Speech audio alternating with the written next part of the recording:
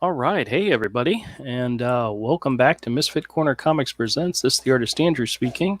And let me open up the YouTube window and make sure the audio is coming through okay. Always takes a few seconds to check that.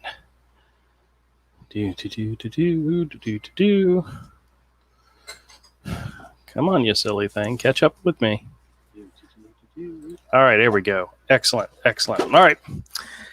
So tonight's stream, it's one of the unscheduled ones, Tuesday night stream. We're just going to work on some drawing and maybe a few other things that pop up. This is the pinup that I started the other night, or actually I started last week, started doing the sketches last week, and put it all together last night, and going to work on this a little bit. May do some other stuff as well. I'm not sure. I did go by the comic book store today, and I did find a few new comics as well as some old back issues that I grabbed. And I also went to Target and got some more Lego minifigs, but I won't bore you with those.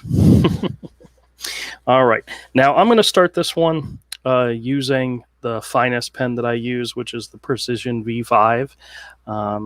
Usually I use the Uniball, which is a 0.7. I usually start with that just because it has a nice thicker line. But I'm going to start with a thinner line first, just because I feel like it. This is a good pen for doing, the initial lines of the characters and maybe some spot details and so forth. But I like the thicker line, honestly. So we'll start with this and we'll see where we go. But this, of course, is Chrom and Princess. And as you know, these are new characters of mine who I enjoy drawing. I'm still working on their story. The idea behind the book that I'm going to work on with them. I'm not sure if it's going to be a graphic novel or if it's going to be a comic series. I'm still working on those details as well. But it'll be fun. At least that's the goal, is to make it fun. And this is actually a pinup idea that came from the creation of that bad guy that I did last week. The guy that I'm tentatively calling Brother Doom. And I'm not sure if that's going to stick or not. But if you guys have been around for any of the other videos, I kind of told you that he was like a cult leader, kind of like Brother Blood from Teen Titans, and still not sure what I'm going to do with him. Oh, hey, Richard, how's it going? He says, good evening, Andrew. That drawing is looking real sweet. I personally can't wait to see you on another project. Well, I have one of those problems when it comes to creators is you come up with new ideas all the time, and it makes it very difficult to focus on one and finish one, is because you're coming up with new ideas. And I'm committed to finishing Hero Book 3, but at the same time, I'm also developing other things, and Chrom and Princess is one of those things. The fact that I'm making these characters still within the world of Hero, if not part of Hero's story, technically that means I'm still... Yes, dear? If I found out you were done with Hero, I'm not done. Kill you and then divorce you. I'm not done with Hero, dear. There's still so much more to do. My wife's just overhearing my conversation. Has to throw in her 2 cents. All right.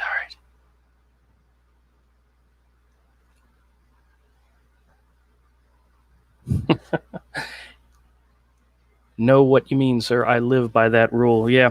Well, that was one of the things with Hero Book 1, is I sat down and I said to myself, I can't take any other jobs. I can't do anything else. I have to focus. And if I can't focus on this one project, it's never going to get done. And it took almost 2 years to finish Hero Book 1. And I turned down work-paying gigs. I turned down commission work and so forth because I knew that if I got distracted, it would never get finished.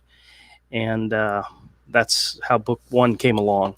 Now book 2 was a lot quicker. Book 2 only took about a year to do, because at the time I was about 90% done with book 1 when the company I was working for said, you know what, your position is no longer necessary, so we're going to let you go.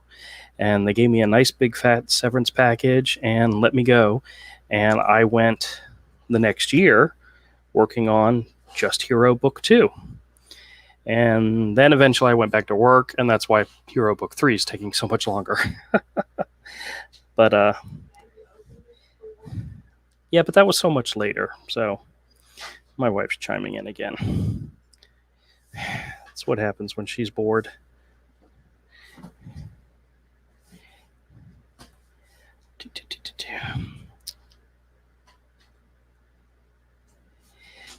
Yeah.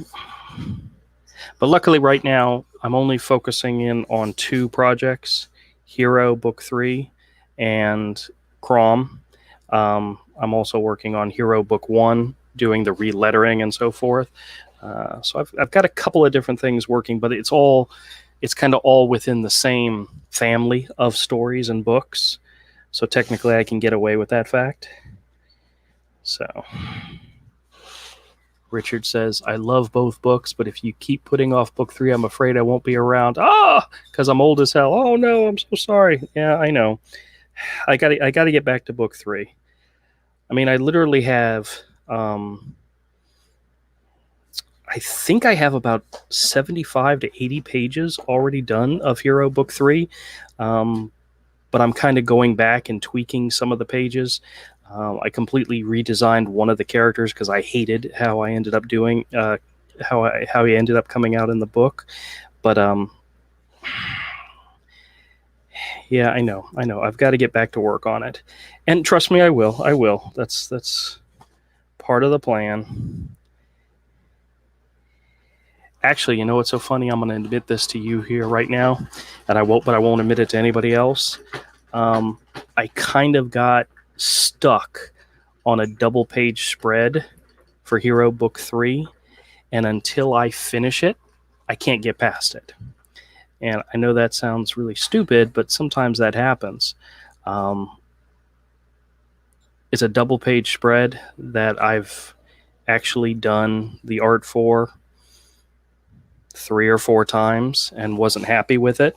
So I'm still screwing around with it. And once I get past that, and the idea, you might think to yourself, then just skip that page and move on to something else. And sometimes it's not that easy. But I'm going to be getting back to it full time very, very soon, just simply because it needs to be done. But Hero Book 1 I need to finish up as well. A good day I can get 4 or 5 pages of Hero Book 1 relettered and set up and ready to go. It's just I got to have that time, and believe it or not, with the store being closed, I actually have more time to do it. So a lot of that stuff is going to start coming a little bit quicker. Just a second. Matter of fact, the last 2 weekends, I got almost 6 or 7 pages done. So Richard says, not stupid at all, Andrew. The love of what you do very much shows. It reminds me of the art and stories of the original Teenage Mutant Ninja Turtles. Oh, wow. I appreciate that. That's actually a very nice compliment there. I do appreciate that. Oh, wait a minute. I want to draw this. I want to draw this blade going this way.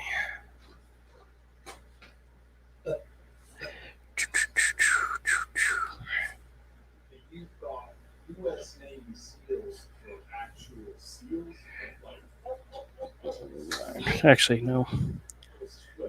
Well, let me screw around. I think I want this to be a knife or a sword or some type, but all right, hold on a second. Okay. Yes, yes, it was. All right.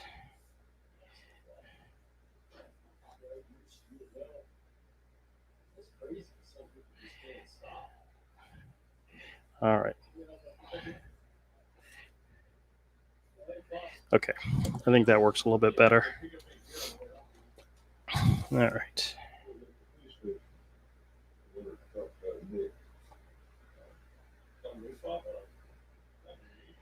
All right. She, Princess doesn't have any specific, weapons that she uses, at least not as of yet. So I'm actually just pretty much designing like a generic knife that she's holding. There's nothing special about it. Don't think she had, well, she might have something that she got from her mother that she keeps and has, but I just haven't gotten that far in designing it. So right now it's just kind of like a generic knife.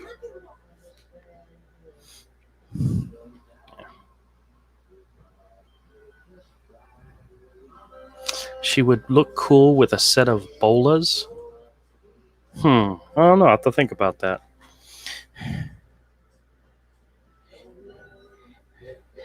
I have this one particular scene that I want to do that's part of the first story that I'm working on for them, in which she reveals a secret about herself to the bad guy that they're facing off against, and it's going to be really cool. And what's so funny is I don't know why this happens. I've mentioned this before, but I do a lot of thinking in the shower, and I came up with this idea for her in the shower. And I cut out of the shower. My wife was awake and says, "Honey, let me tell you this idea that I have for the story." And I laid it out to her, and I don't think she was very impressed. She has my wife has a tendency to have known me long enough to know that until it's on paper, it's not real. So she's like, "Put it on paper, and we'll see." And until it's on paper, whether it's drawn or written, it's not real. It's just an idea. It's just something that's floating around in my head. Only problem is I have a lot of stuff floating around in my head. So she says once it's on paper, then it's real, and then she'll comment on it. Oh, I forgot to do the. Yeah. There's a story that I came up with many years ago, something that I was working on for the kids, and my wife. Well, I think it's kind of a really cool story too, but it was a story that could lead into other stories, and it was a really cool idea. She keeps asking me when I'm going to put it down on paper, and I still have yet to do it. And she asks about it from time to time. I think it's because it's the one she remembers the most. What's so funny is when Mike and I sat down and we're talking about doing a book together, I asked him, I said, "So what do you want to do? Do you want to do Hero, or do you want to do this other thing, or do you want to do something different?" And he's like, "Let's just do Hero." I said, "Okay." So that's what we started with, was Hero. But this other idea is probably one of my wife's favorites. And one of these days it'll get made into something. I'd originally thought about a graphic novel, not a comic, for that story as well. But actually, I think what would work better with it is a story, a written story with like spot illustrations. So that may be what that ends up becoming one day. But it's a cool idea. I'm not going to tell you about it now, just simply because I don't want anybody to steal it. But it's set in, I guess you could say it's a fantasy story, but it originates in the real world because the characters in it were based on my kids. So, and all the things that happened to them, at least in the first story arc, happens when they go visit their grandmother for this summer, which is something that happened a lot with my kids. They spent a lot of time with their grandmother. And I kind of came up with this idea for a story based a little bit on that fact. And there was a dog in it. But actually, what's so funny is this story, this idea is so old. It's one of my original ones. It wasn't my dog Charlie that was in it. It was a different dog that we had at the time. Her name was Missy. So Missy was the main dog in the story. Now, of course, I could easily change it to Charlie, which when I eventually get to the point where I'm actually doing it, may actually happen, but we will see. All right. As I was saying before, my other favorite pen is the Uniball Vision. This is the 0.7 pen. This is really good for drawing just a little bit thicker line. And as you can see, I like to outline the characters with it. Gives it a little bit more oomph, a little bit more distinction on the line. And I never was very good at the weighting line thing, which is something that Avery always picks on me about. I don't do the weighting line as much. I draw more like a coloring book than animation, and that's something I'll be working on. Each project I try to get better at it, but he'd tell you I'm failing miserably.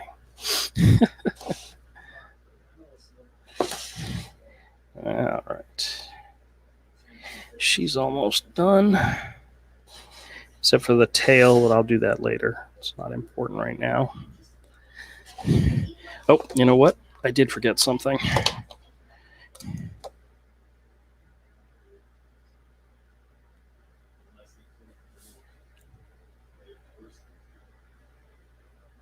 I erased the pencil line before I had a chance to put that in here.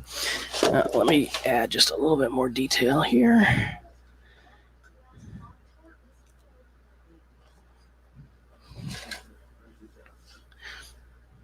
I'll make this line just a little bit thicker.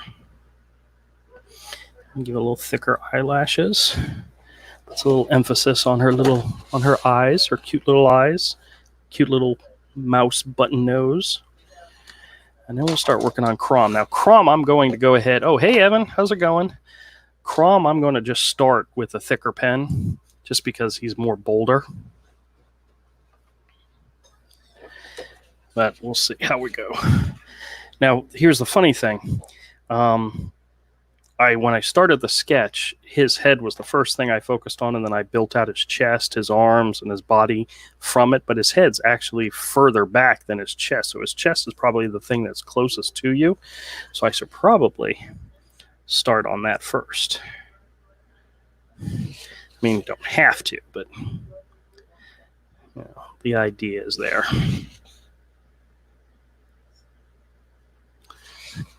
Richard says, Hero would look good in a fantasy setting similar to heavy metal. Actually, Crom would probably be more of the heavy metal type of setting. Hero is more of a, well, it's sword and fantasy, but it's still intended for younger viewers. So, where Crom is not bound by that. Crom and Princess's story is not bound by for younger viewers. At least that's my plan.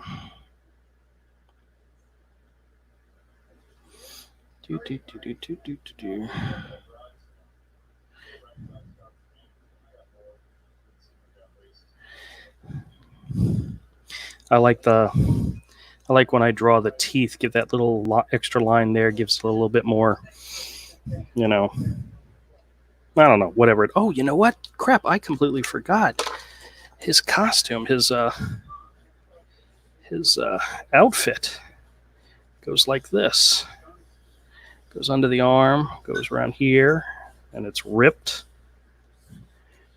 I completely forgot to put that in the sketch. All right.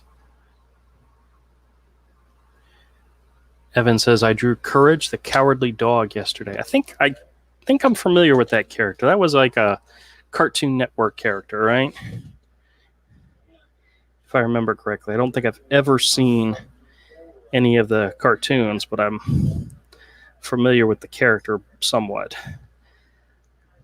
Honestly, I think the reason why I'm familiar with it is because Todd, when he worked for Cartoon Network, did a like an advertising reel where it was a bunch of different Cartoon Network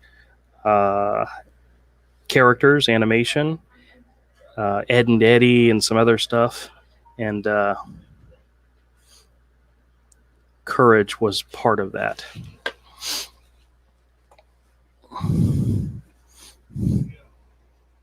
Speaking of which, if any of the regular guys that are on the show come by, I know this isn't one of our regular shows, so I don't expect anybody to be here, but if anybody comes by and wants to join, let me know and I'll send you guys an invite. I just didn't automatically send an invite. You know, once again, it's a Tuesday show. It's not a normal show, so I don't expect anybody to make it.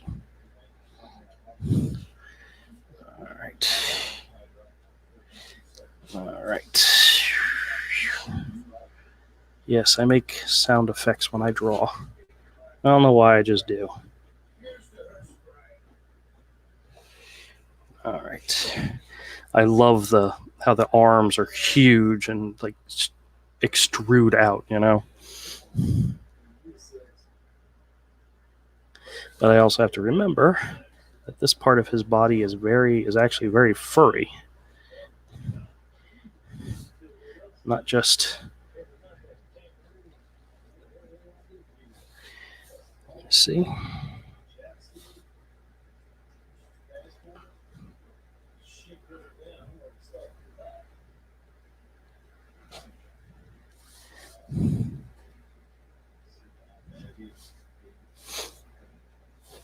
All right. And this part of his costume comes underneath here.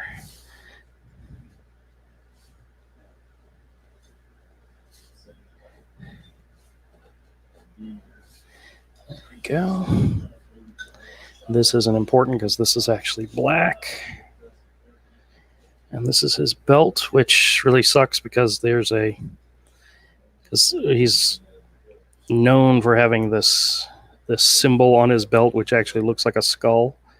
And she's kind of standing her arms right in front of it. So you're not actually going to see it, which is okay.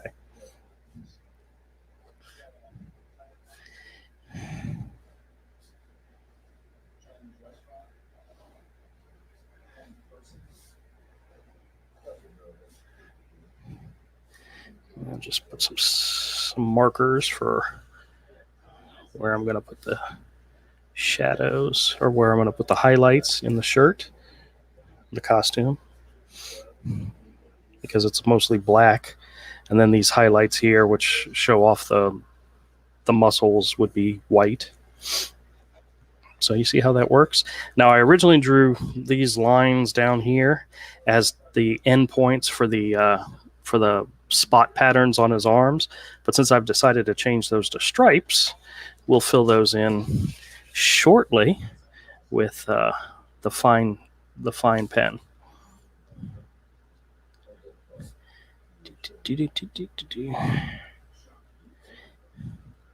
Yeah, for some reason I kept drawing. When I was drawing his nose, I was drawing it bigger, where cats have a smaller nose. So Richard says, will Crom be saying bye Conan? I don't know. It could happen. That's kind of where the inspiration came from, is using that. But I think Avery told me that Crom is actually the name of a deity. So it's not something that, even though Conan said it in the comics and the movies and so forth, it's not something I don't think somebody can copyright or trademark. Maybe the term by Crom, but he's not going to be saying that. It's like somebody trying to copyright, oh, Jesus, you know, or the name Jesus. Yes, I do sound effects while I draw. I don't know why, I just do. And if you're honest with yourself, you probably do the same thing.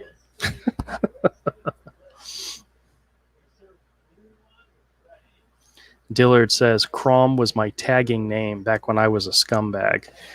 Really? Okay, well, we are so glad to hear that you're beyond that, because we know you're an honest, wonderful man now.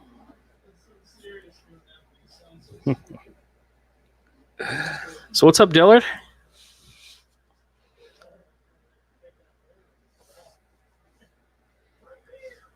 Richard Corbin says it's a Robert E. Howard invention. The term bicrom, probably, but the actual character of Crom, or the actual deity of Crom, is I don't think is a Robert E. Howard thing.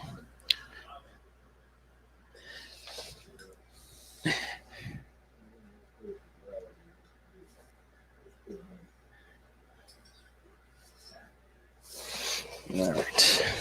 We're just going to add a little detail to his face.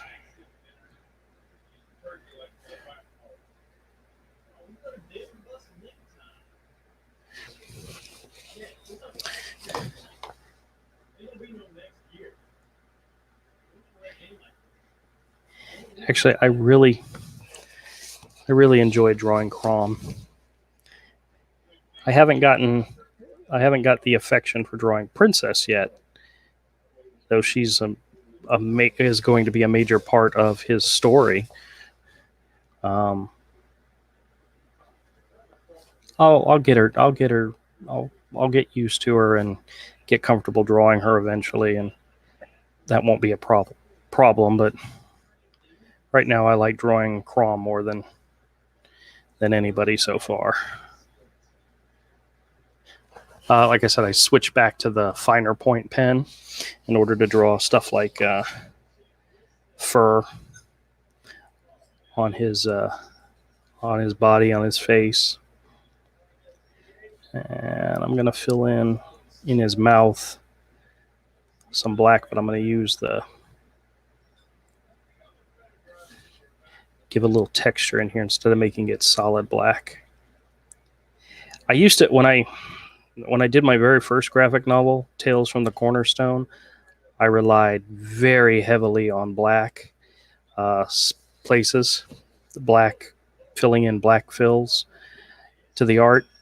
And for the time, it was the way we did things, or the way I did things.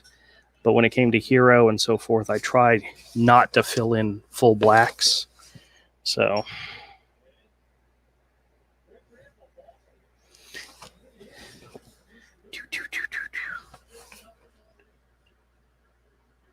really? Well, his name is Krom, Crom, so it's not Crom. So a little slightly different. I thought Avery told me Crom was a deity and not just something Howard created. Oh, hold on a second, guys.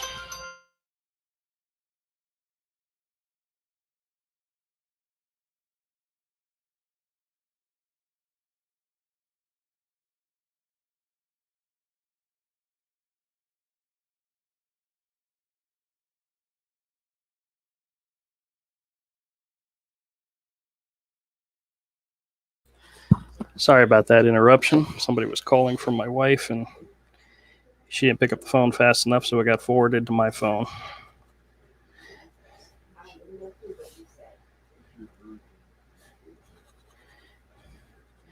And instead of being an answering service, I went and took her the phone.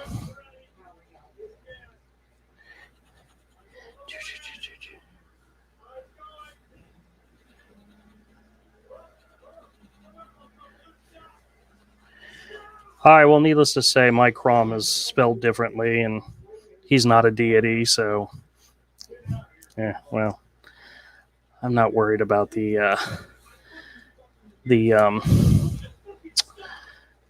copyright or trademark owner of Conan to come after me. I'm too much of a small fry, you know.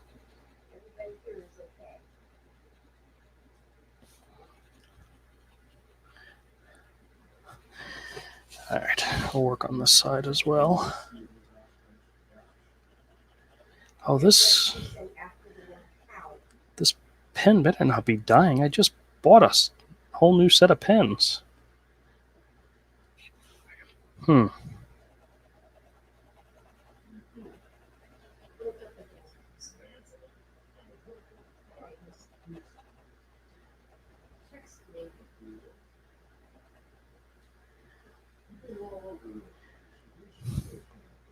Oh, well.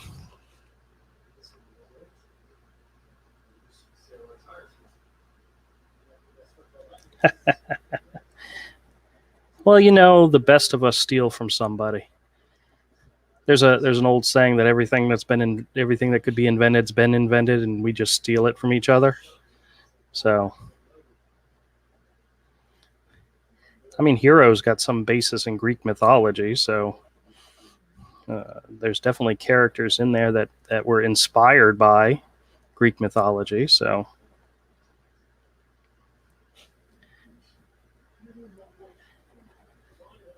wow, Avery would give me wrong advice. Man, lo and behold, you know, I've never actually looked it up myself, so that's kind of funny. I just trusted him. See, I'm so stupid. I'm just kidding. Yeah, I'm not too worried about it. All right. Yes. Well, there's some comic book writers, creators out there that, you know, take directly from other sources. I mean, it happens all the time. I mean, what's his name? Not Neil Gaiman, the other guy, the other real famous one, the guy that did League of Extraordinary Gentlemen. Oh my God, I can't believe I'm screwing up on a name. He's well known for taking other people's characters and using them. The Watchmen guy. What is his name? Oh my gosh, I can't believe I'm screwing this. Oh well, guys, you should just never trust me and listen to anything I ever say, because I'm very bad when it comes to names. Always have been. Character's name is Hero. I mean, come on, I couldn't come up with anything better than that. I'm starting to channel my inner Avery here, if you couldn't tell. That's something that he would probably say to me.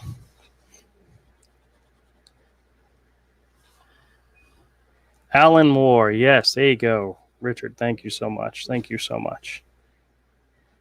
I don't know if you guys have ever read the original comics League of Extraordinary Gentlemen, but he takes characters from all different sources. Matter of fact, in the one that I thought was best was one of the later series that he did. It was the one that I forgot that it was like it followed the Extraordinary Gentlemen through different centuries, and one of the main people that was in it was Mary Poppins.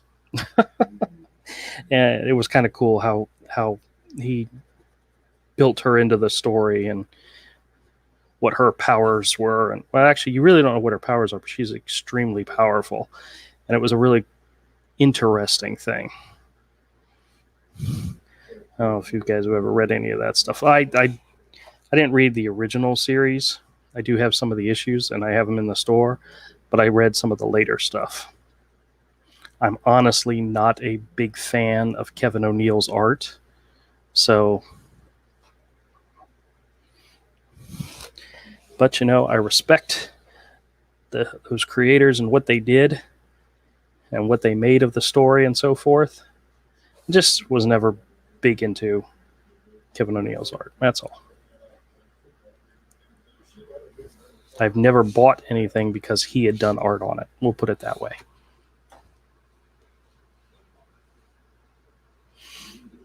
The League was a very fine story. Oh, that's cool. I probably will one of these days get around to reading it. I think I'd rather have it in one of those nice hardcover collected editions, like Ultimate Editions, and then sit down and just tear through it and so forth. But I don't currently have a copy of it that way, even though that's how I would prefer to have it. Like I said, I have several issues of the original limited series, actually the first and second series in the store that I picked up not recently, but enough to know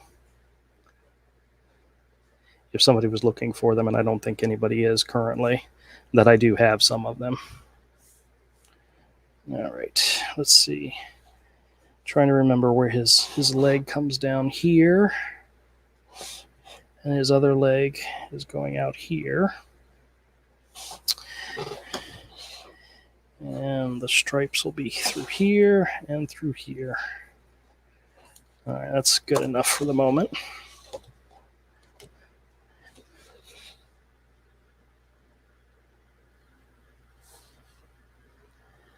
I'm drawing his eyes very, very small because in this image, in the story that this image is supposed to be telling, he's being possessed. And it looks like he might be getting ready to attack Princess. Which, oh, not a good thing, not a good thing.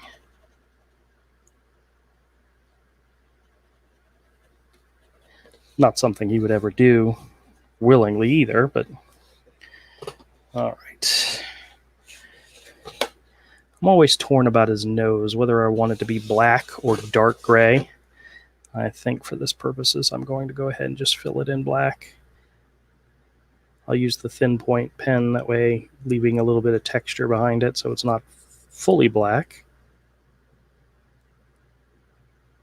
You can still see some of the white through the pen, which is perfectly fine. Now this particular drawing that I'm working on here, I don't want to use the Sharpie at all to fill in any blacks, because this isn't a final piece, but it's going to be possibly a published piece.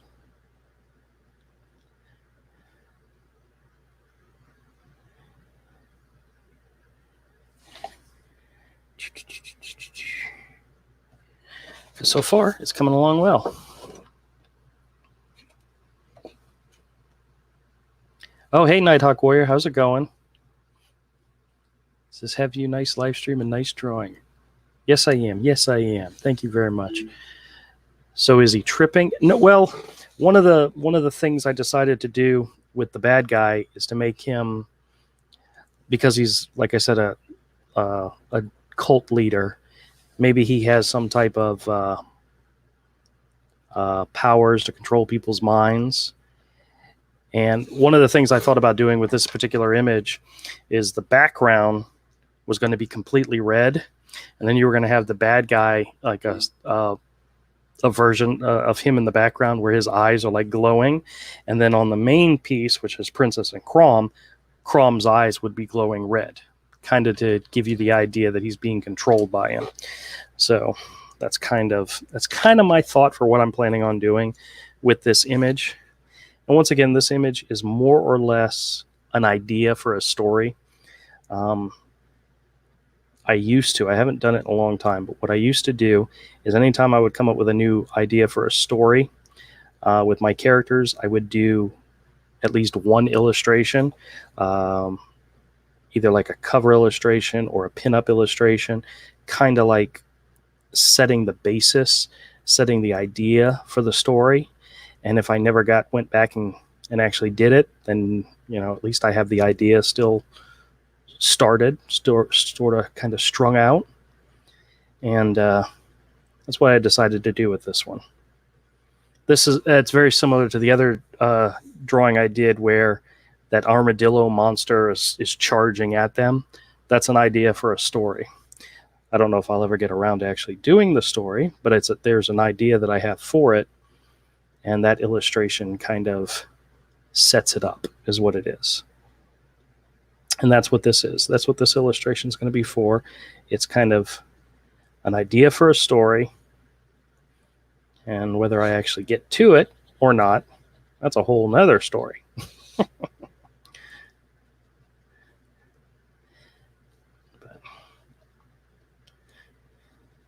Actually, there was a part of me that thought about doing a Crom book where it was just all pinups.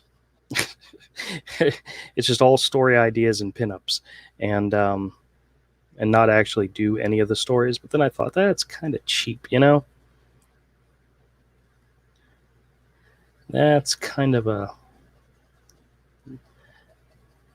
it might work, but because I mean, if you think about it, I was looking at a lot of those classic Conan covers from Marvel and the Conan magazines that Marvel put out, and each cover was like a story in itself. Now, whether or not the cover related to the story inside the book was a totally different thing, but each piece was like a story, and that's kind of what I thought about doing, is doing just a pinup book with ideas for stories. But I'm not going to do that because I really do have a story I want to tell.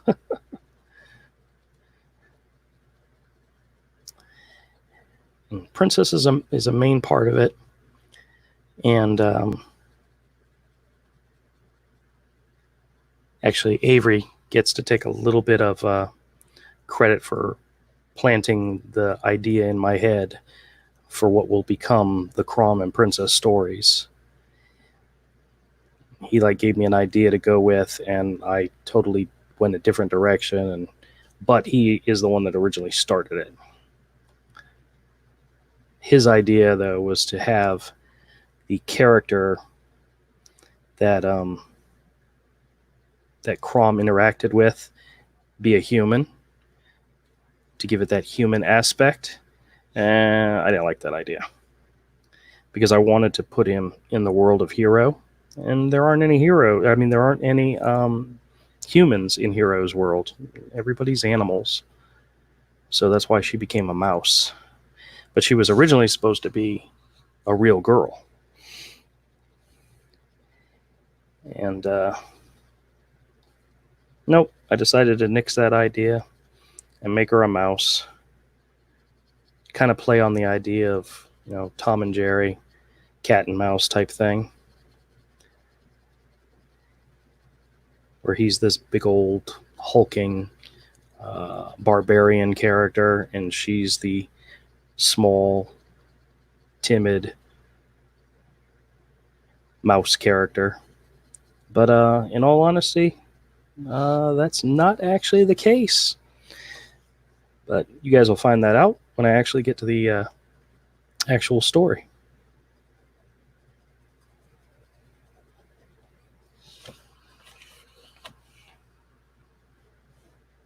Oh yeah, Frank Frazetta did some fantastic Conan pieces. Now I like Boris Vallejo as well, but Frank Bruner also had some really amazing pieces of art. And I've really, really, really started to admire the work of John and Sal Buscema on Conan, and just some amazing stuff. There's a lot of great Conan artists out there. Avery probably knows a heck of a lot more than I do. He's a fan of all that Conan art stuff. Like I said, he was one of the inspirations for Crom.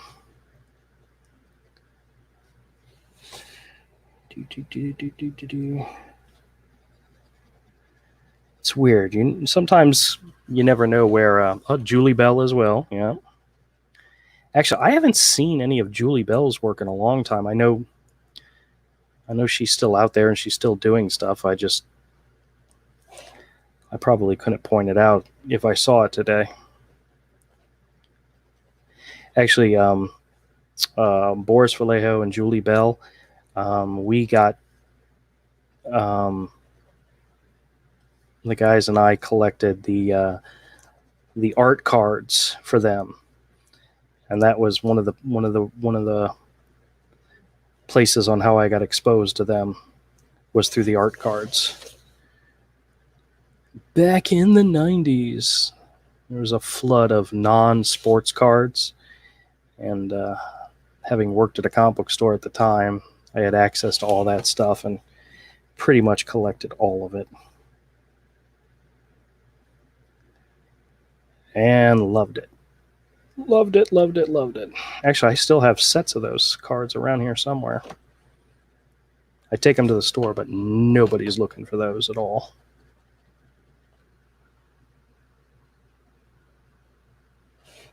Are you talking about the twins? I'm not sure about twins. I know the Hildebrandt brothers.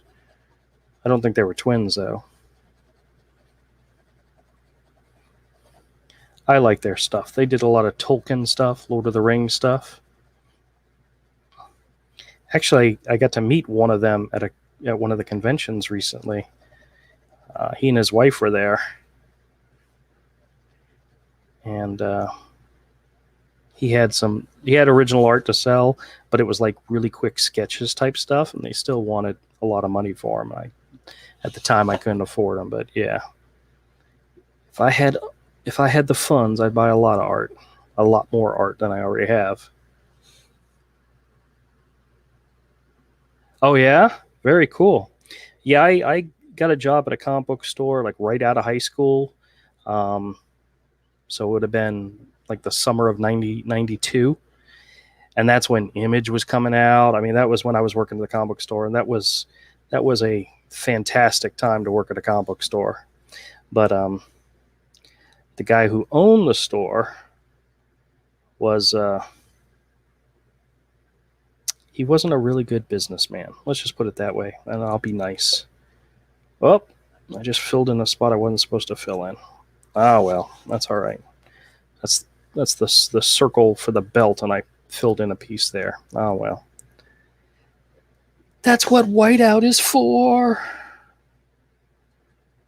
That's what we use whiteout for. Oh, wow. 78. Richard, that sounds awesome. You probably have stories to tell, huh? Did you ever have comic artists come to your store? Like signings and stuff like that? I always think it's cool when stores are able to do that. The store I worked at, the guy knew a couple of people in the business, artists in the business, and invited them to the store. So we got to meet some of the very first real life artists we got to meet was through that store. Jimmy Palmiotti, Mark Texiera, Mark Beecham, Rick Leonardi. We got to meet all those guys through the store. It was really cool. It's because the guy that owned the store knew them, or knew one or two of them, and they dragged along the others. So, really? Oh, that's freaking awesome.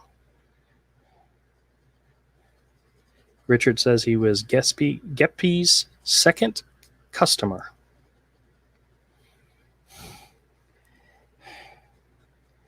So you've been around for a lot of the wild and crazy changes in the market, huh? In the industry, huh?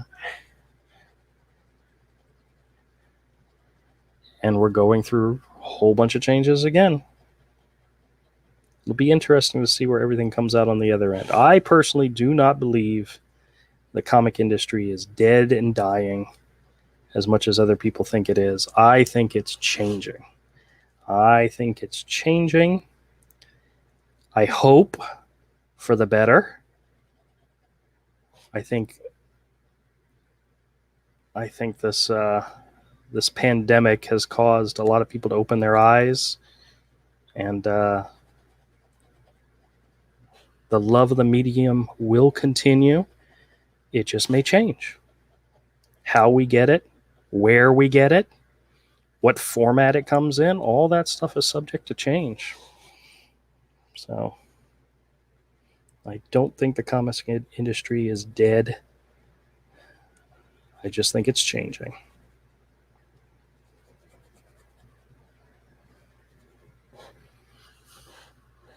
The stores that I ran were small shops, but we used to get tables at various regional shows, and that's how we got to meet people and named individuals. Now that's cool too.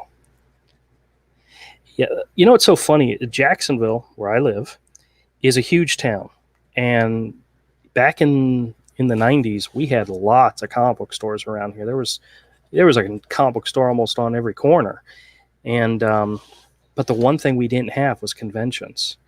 There weren't any major, even minor conventions around here. I mean, we've had one that has popped up in the last like 5-6 years that's still around, the Collective Con, but that's it. You know, we always drove down to Orlando for the MegaCon, and we always considered that our hometown show. You know, it was a big show. It was a decent sized show, and it was close enough that you could drive down and drive back in the same day if you wanted to. I mean, Orlando's only 2.5 hours away, so. But we never had any real comic shows, real lasting comic shows here in Jacksonville, which is kind of crazy.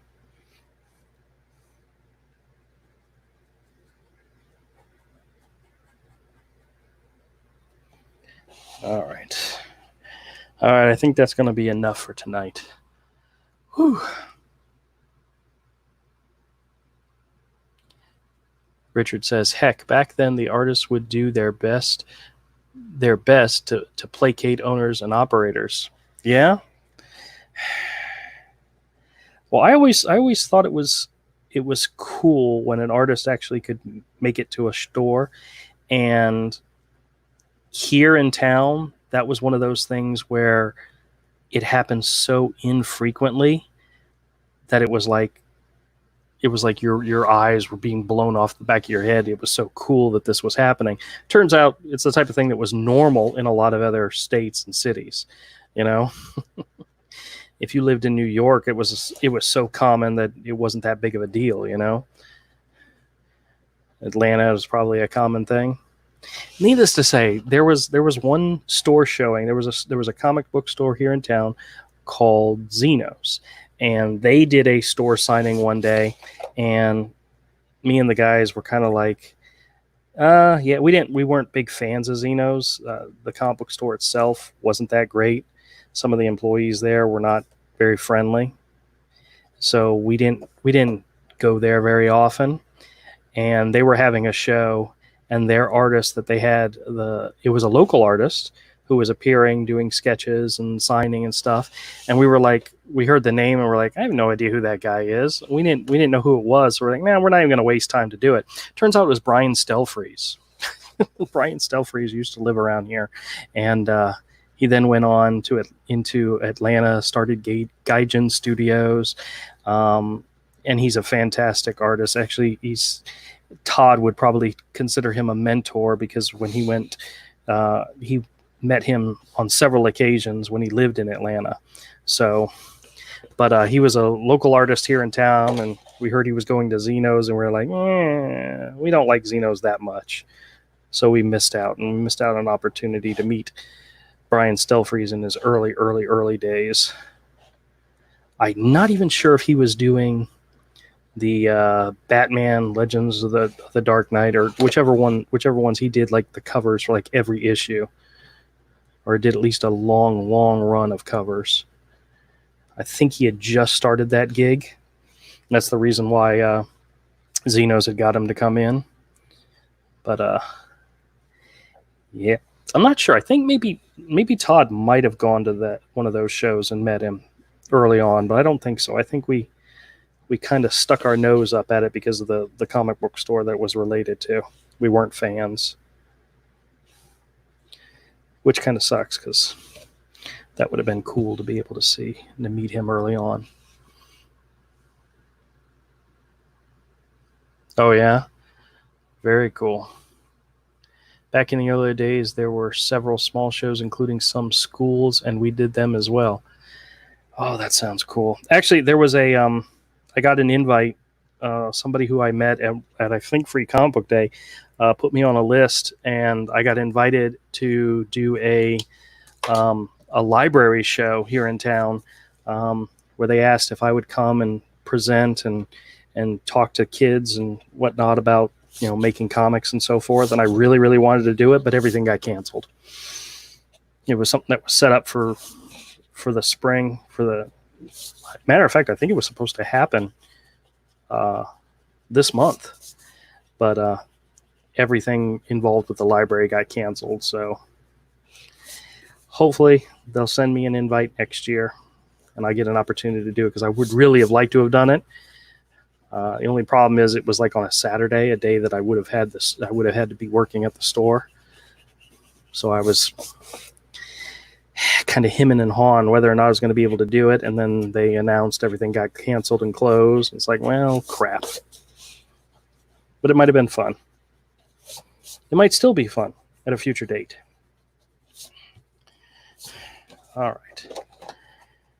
So needless to say, this is the work I've done so far in this. You see, I got Crom started. Princess is, well, she's started too. There's some details I want to add to it, but I love his look. He looks so badass. Remember Pogs? I made a freaking killing, especially at the school fairs. Oh no, that's funny. Yes, I do remember the Pogs. It was a very short-lived thing around here in town. I have one buddy who actually collected them because he was a big fan of Star Wars and Jim Lee, Gaijin, or not Gaijin Studio.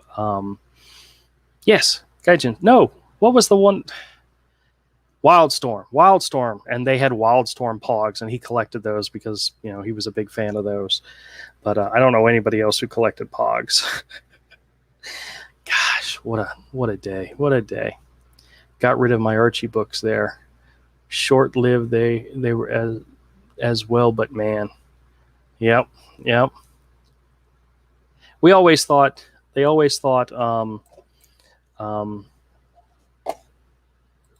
Beanie Babies were going to be the next. I can't remember. Did Beanie Babies come first or did Pogs come first? I think Beanie Babies came first.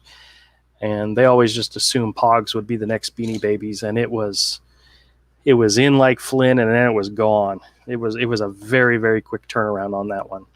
But all right. I have finished working on this page. I'm going to save the stack of comics that I picked up for tomorrow's show during the regular show. We'll see if the guys will let me actually get through the stack of comics, as long as I don't be a pain in the butt. And Beanie Babies, I have a piece spare. I don't think we have any Beanie. Actually, you know what? If I asked Michael, he probably has a Beanie Baby somewhere, because I know my mother bought him and my daughter some Beanie Babies when they were crazed. I think he got like a lizard of some type or something that he would like, but I don't. There was no fondness or affection for him. So anyway. All right. Well, guys, I appreciate everybody coming by. Richard, thank you so much. Nighthawk Warrior, everybody else who was able to join, appreciate you coming by and checking out. Dillard, definitely. And I will catch you all tomorrow at our regular time. If you guys want to come by, I'll do more drawing. We'll talk comics and, we'll just have fun. All right, everybody. Thanks a lot for checking out the stream. And you guys stay safe and be good, and I'll see you all tomorrow.